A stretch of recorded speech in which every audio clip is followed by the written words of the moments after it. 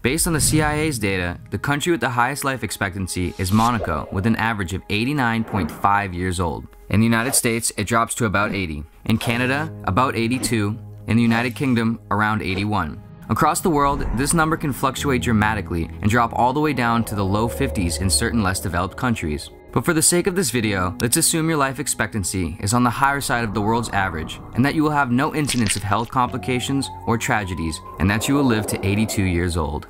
82 years on this planet as yourself, not too bad, but that's from birth. In terms of your remaining time in life, we have to subtract however old you are right now from 82. For the sake of this video, let's say you are 22 years old, as that is generally an age when a lot of people fully begin their careers. After subtracting that, at this point, you now have 60 more potential years of life, which equates to 21,900 days or 525,600 hours. Still not too bad. But if you get an average of 8 hours of sleep per night, 175,200 of those hours disappear, and you now have just less than what is equal to 40 years of waking life left. That brings your life expectancy down 20 years. That's kind of scary, but it gets a lot scarier if the following is true for you. A 2017 survey indicated that about 50% of US workers described themselves as unsatisfied or unhappy in their job. In another 2017 study conducted worldwide, when asked anonymously, 85% of workers admitted to disliking or hating their job. At such a large percentage, it is rather likely that one of these people might be you. Or perhaps you don't necessarily hate or dread your job, but you find yourself rarely ever enjoying it or feeling inspired by it, and are always wishing for the weekend, always wanting the week to be over and for it to be Friday night. If this is the case and your life enjoyment is based almost entirely on the weekend, let's see what happens when we subtract all the weekdays from your remaining 40 years of life. There is an average of 260 work days in a year, not including holidays. After subtracting those across your remaining 40 years, your number of days goes from 14,600 all the way down to 4,200, leaving you with only about 11 years. But if you figure you retire at an average age of around 63, you might say that you should get some of those days back. But if you also figure that in the US, the chance of having a disability or mental impairment is 68% for people over the age of 65, then this age isn't exactly a time of your life to hold out for and claim as years filled with happiness and enjoyment. So in fact, I would argue that in terms of desirable life, we should actually take at least a portion of those days away. First, let's give you them all back. But then let's consider that after the age of 65, as you grow older and older, the likelihood of developing health conditions or having existing health conditions worsen only increases. So as a rough, generalized average, across all the years after retirement, all the way up until death, let's say a person has somewhere around 2 good, healthy, enjoyable days out of every 7. Now, you are exactly right back where you were, with 11 years of remaining life. In living for the weekend, you went from what first sounded like a decent 60 years of remaining life, all the way down to only 11.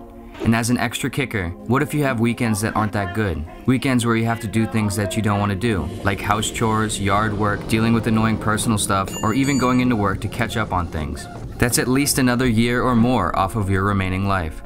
If you are 22, your waking life expectancy for life you want to live is now equivalent to around the age of 32. Regardless of your age, who you are, what you do, or the exact accuracy of these numbers to your life, if you live for the weekends, the point holds true. The idea that anyone would accept to live a life where this amount of it is wished away, where such a huge quantity of time is spent not wanting that time to happen, where such a small percentage is spent enjoying it and living in the moment. For anyone that has any sliver of hope in not living like this, it is borderline insanity to accept.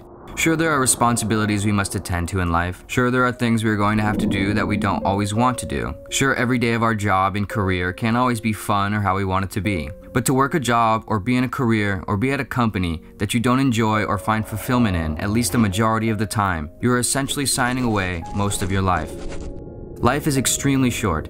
If you do out all of the math and consider every little trivial or self-maintenance oriented thing we spend time doing, even if you love what you do for work and don't subtract all the weekdays from your remaining life, the time we have is still frighteningly short. So it truly is so important that we do not give it away, that we are careful and conscious of what we exchange it for, that we do not let outside pressures from family, friends, or society convince us to just give it away blindly and choose jobs, careers, companies, or lifestyles that we don't personally enjoy or resonate with. That we don't become easily distracted or persuaded by short-term glitz and glamour that we know we don't really need, and that we try our best to avoid accepting anything less or making big mistakes that force us to have to. If you feel like you are constantly wishing for the weekend, only for it to come, and then in a blink of the eye, it ends and you are back at the same starting point on Monday, waiting for the weekend all over again. If you feel like you are anywhere close to living a life where you dislike almost every day of what you do, throwing each day into the trash of wasted time, perhaps you should spend some of your time trying to figure out how to make sure you don't waste any more of it.